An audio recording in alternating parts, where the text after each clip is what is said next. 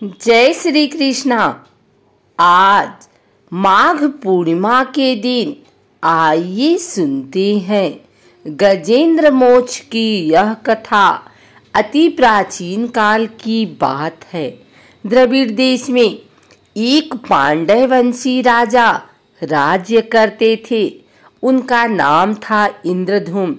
वे भगवान की आराधना में ही अपना अधिक समय व्यतीत करते थे।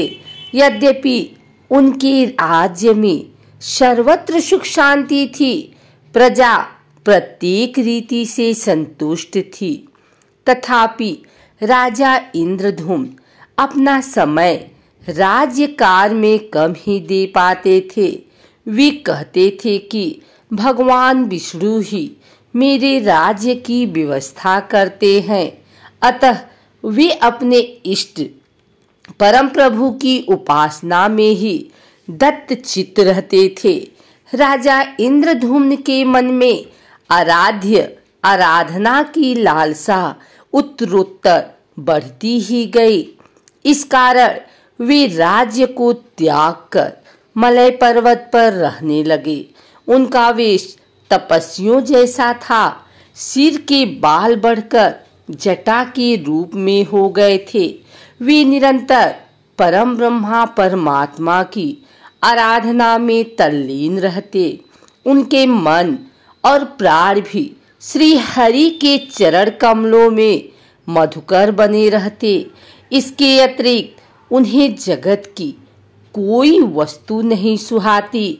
उन्हें राज्य कोष, प्रजा तथा पत्नी आदि किसी प्राणी या पदार्थ की स्मृति ही नहीं होती थी।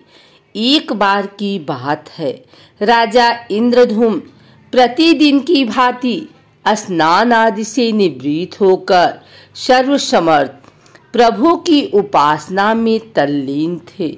उन्हें वराह जगत की तनिक भी ध्यान नहीं था। संयोगवश उसी समय महर्षि अगस्त्य अपने समस्त शिष्यों के साथ वहां पहुंच गए, लेकिन न पाद्य, न अर्घ्य और न स्वागत। मौन व्रती राजा इंद्रधूम परम प्रभु के ध्यान में निमग्न थे। इससे महर्षि अगस्त्य कुपित हो गए।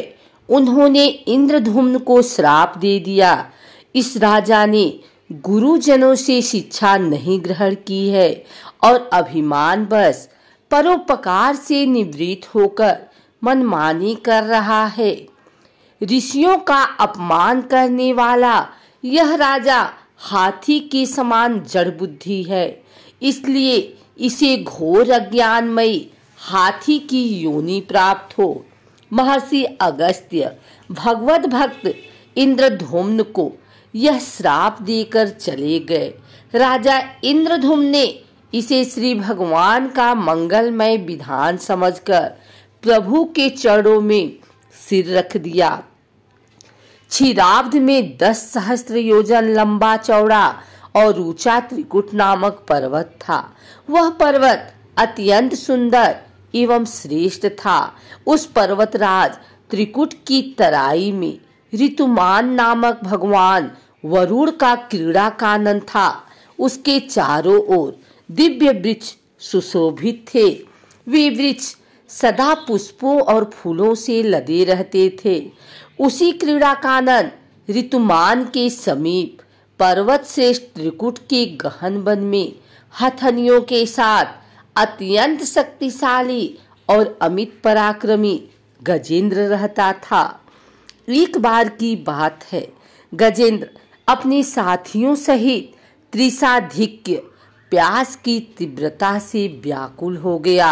वह कमल की गंध से सुगंधित वायु को सूंघकर एक चिंताकर्षक विशाल सरोवर के तट पर जा पहुंचा। गजेंद्र ने उस सरोवर के निर्मल, शीतल और मीठे जल में प्रवेश किया। पहले तो उसने जल पीकर अपनी तृषा बुझाई, फिर जल में स्नान कर अपना श्रम दूर किया। तत्पश्चात उसने जल क्रीड़ा आरंभ कर दी। वह अपनी सूंड में जल भरकर उसकी फुहारों से हथिनियों को स्नान कराने लगा। तभी अचानक गजेंद्र ने सूंड उठाकर चित्कार की। पता नहीं किधर से एक मगर ने आकर उसका पैर पकड़ लिया था। गजेंद्र ने अपना पैर छुड़ाने के लिए पूरी शक्ति लगाई, परंतु उसका वश नहीं चला, पैर नहीं छूटा। अपने स्वामी गजेंद्र को ग्राहग्रस्त देखकर हथिनिया, कलव और अन्य गज अत्यंत व्याकुल हो गए। वे सूंड उठाकर चिघाड़ने और गजेंद्र को बचाने के लिए सरोवर के भीतर बाहर दौड़ने लगे। उन्होंने पूरी चेष्टा की, लेकिन सफल नहीं हुए।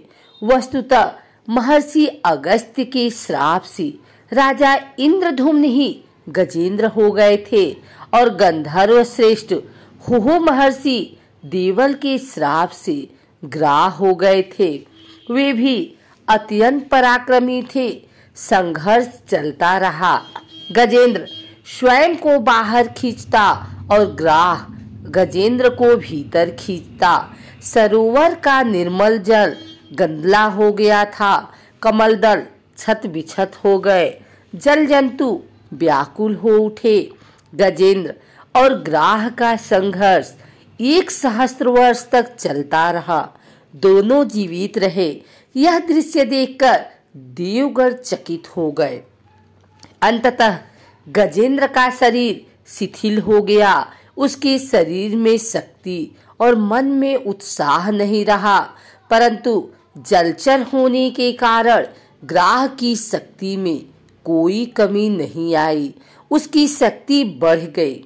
वह नवीन उत्साह से अधिक शक्ति लगाकर गजेंद्र को खींचने लगा। असमर्थ गजेंद्र के प्राण संकट में पड़ गए। उसकी शक्ति और पराक्रम का अहंकार चूर चूर हो गया। वह पूर्णतया निराश हो गया, किंतु पूर्व जन्म की निरंतर भगवत आराधना के फलस्वरूप उसे भगवत स्मृति हो आई। उसने निश्चय किया कि मैं कराल काल के भय से चराचर प्राणियों के शरण्य सर्वसमर्थ प्रभु की शरण ग्रहण करता हूँ। इस निश्चय के साथ गजेंद्र मन को एकाग्र करके पूर्व जन्म में सीखे श्रेष्ठ स्तोत्र द्वारा परम प्रभु की स्तुति करने लगा। गजेंद्र की स्तुति सुनकर सर्वात्मा सर्वदेव रूप भगवान विष्णु प्रकट हो गए।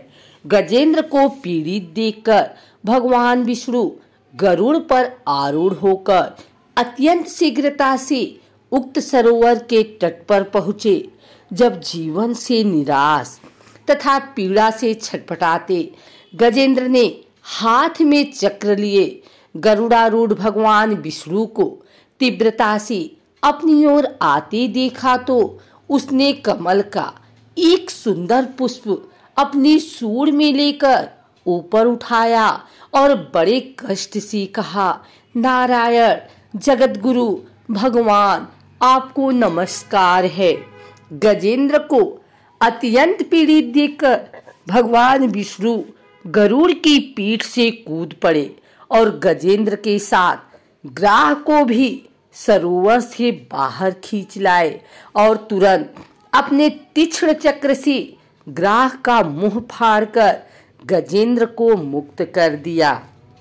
ब्रह्मादि देवगण श्री हरि की प्रशंसा करते हुए उनके ऊपर स्वर्गिक सुमनों की दृष्टि करने लगे। सिद्ध और ऋषि महर्षि परम ब्रह्मा भगवान विष्णु का गुणगान करने लगे। ग्राह दिव्य शरीर धारी हो गया। उसने विष्णु के चरणों में सिर रखकर प्रणाम किया और भगवान विष्णु के गुणों की प्रशंसा करने लगा। भगवान विष्णु के मंगलमय वरद हस्त के स्पर्श से पाप मुक्त होकर अभिशप्त हुहु गंधर्व ने प्रभु की परिक्रमा की और उनके त्रैलोक्य वंदित चरण कमलों में प्रणाम कर अपने लोक चला गया। भगवान विष्णु ने गजेंद्र का उद्धार कर उसे अपना पार्षद बना लिया। गंधर्व सहित और देवगण उनकी लीला का गान करने लगे। गजेंद्र की स्तुति से प्रसन्न होकर भगवान विष्णु ने सबके समक्ष कहा, प्यारे गजेंद्र, जो लोग ब्रह्म मुहूर्त में उठकर तुम्हारी की हुई स्तुति से मेरा स्तवन करेंगे, उन्हें मैं मृत्यु के समय निर्मल बुद्धि का दान करूंगा। यह कहकर भगवान विष्णु ने पार्षद रूप में गजेंद्र को साथ लिया और गरुड़ारूढ़ होकर अपने दिव्य धाम को चले गए।